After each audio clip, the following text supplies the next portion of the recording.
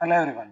ఆహ్, units and డైమెన్షన్స్‌లో మనం ఏ యూనిట్స్ రాయాలన్నా, డైమెన్షనల్ ఫార్ములాస్ రాయాలన్నా ఫస్ట్ ఫిజికల్ క్వాంటిటీస్ తెలియాలి. ఫిజికల్ క్వాంటిటీ ఏంటంటే యాక్చువల్‌గా anything which can be measured. Measurable things దేన్నైనా మనం ఫిజికల్ క్వాంటిటీ అని అంటాం. దాంట్లో ఫస్ట్ మనకు బేసిక్ ఫండమెంటల్ ఫిజికల్ క్వాంటిటీస్ ఉంటాయి. డిరైవ్డ్ ఫిజికల్ క్వాంటిటీస్ ఉంటాయి. ఫండమెంటల్ ఫిజికల్ క్వాంటిటీస్ అన్నీ పర్ఫెక్ట్‌గా తెలిస్తే వీటిని కంబైన్ చేస్తూ మనం డిరైవ్డ్ ఫిజికల్ క్వాంటిటీస్ రాస్తాం. మరి ఫండమెంటల్ ఫిజికల్ క్వాంటిటీస్ ఎన్ని ఉన్నాయి? సో మొత్తం 7. దాంట్లో first length, second mass, time, temperature, electric current, amount of substance and luminous intensity.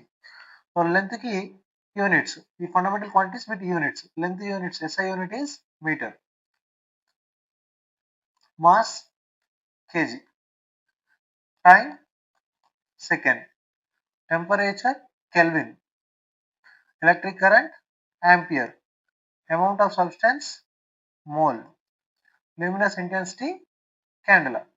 So ఈ 7 ఫిజికల్ క్వాంటిటీస్ పర్ఫెక్ట్‌గా తెలిస్తే ఏ ఫిజికల్ క్వాంటిటీకైనా మనం డిరైవ్డ్ ఫిజికల్ క్వాంటిటీ ఏదున్నా వీటిని కంబైన్ చేసి రాసి దానికి డైమెన్షనల్ ఫార్ములాస్ కూడా రాయడం ఈజీ అయితది.